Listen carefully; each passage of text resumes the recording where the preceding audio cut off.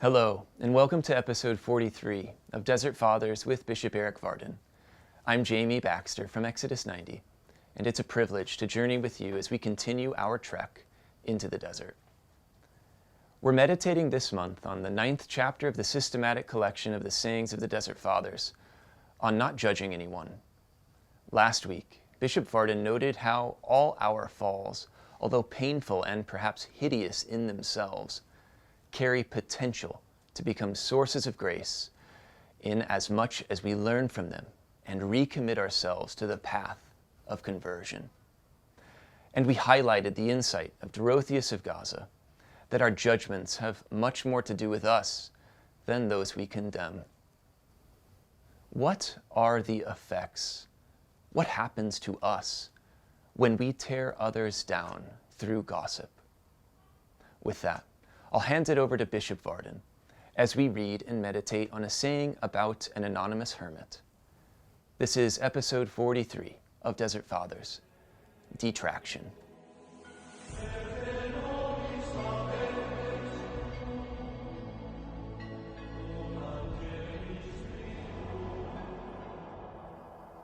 A priest made his way to a certain hermit in order to offer for him the sacred mysteries.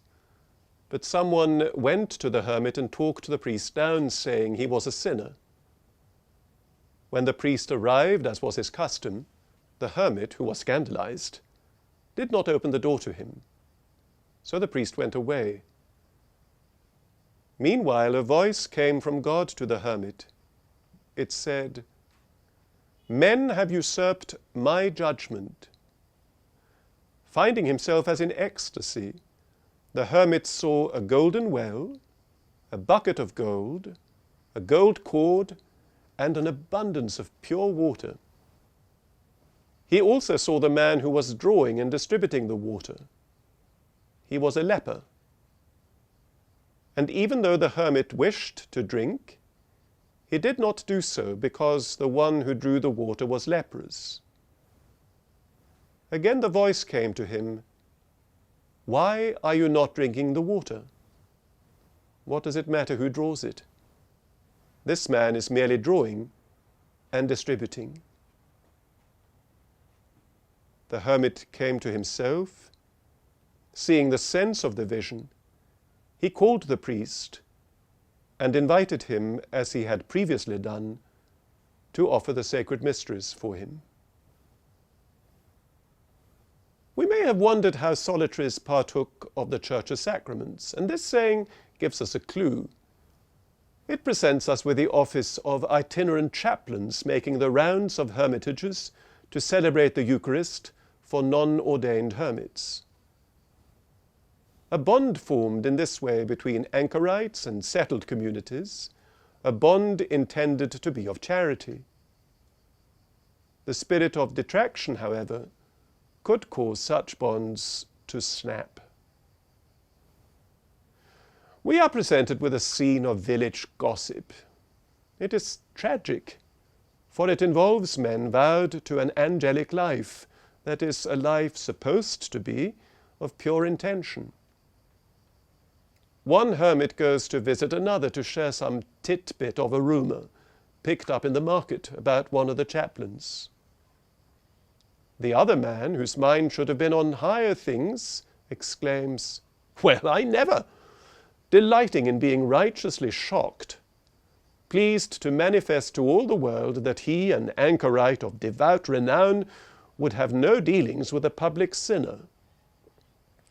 Drawing a chest in front of his door, he refuses to grant the priest access.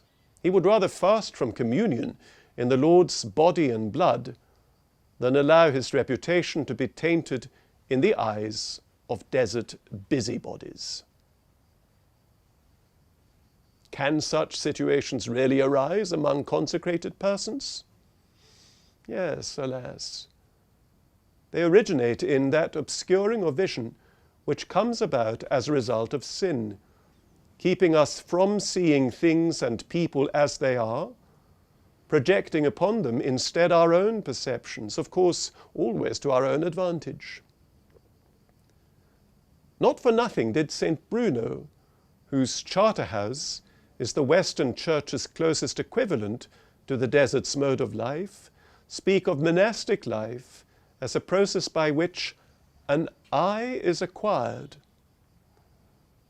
The process of conversion is tantamount to the gradual removal of cataracts that keep us from seeing clearly, causing us instead to fumble in a universe made up of moving shades.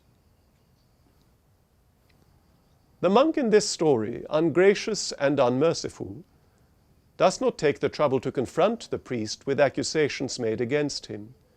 He entrusts himself to his blindness.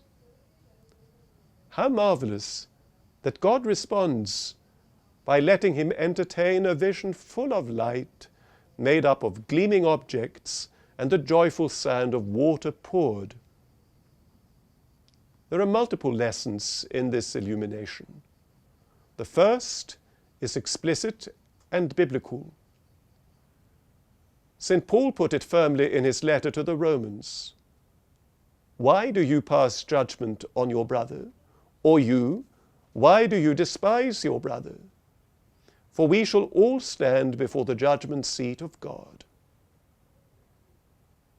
We are free, of course, to evaluate human behavior and to position ourselves before it, but to condemn another is to usurp a divine prerogative. The vision doesn't say whether the priest was guilty of a misdemeanor or not. It asks us to view the matter theologically. Faced with the infinite purity of God and of his gifts, any human being is unclean. Think of Isaiah in the temple. Think of Peter when in a flash he saw Jesus for what he is and exclaimed, "Depart from me, for I am a sinful man." This proportion must be taken for granted.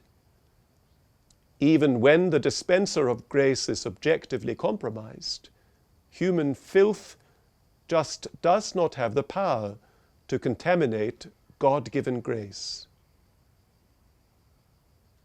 In Latin theology, this line of thought is summed up in the principle ex opere operato. It's pretty hard to render literally. An adequate paraphrase might be, the work itself is efficacious. The Church teaches that a sacrament's beneficial impact, when celebrated validly, does not depend on the celebrant's or the recipient's worthiness. It is, for being humanly mediated, an act of God, and as such, it is imbued with intrinsic potency. That is why God in the vision asks the hermit, "What is the intermediary to you? Do you really think a solid human instrument can obstruct my divine salvific design?" The story ends edifyingly. The hermit opens his door and asks the priest in. We are prompted to confront our censoriousness.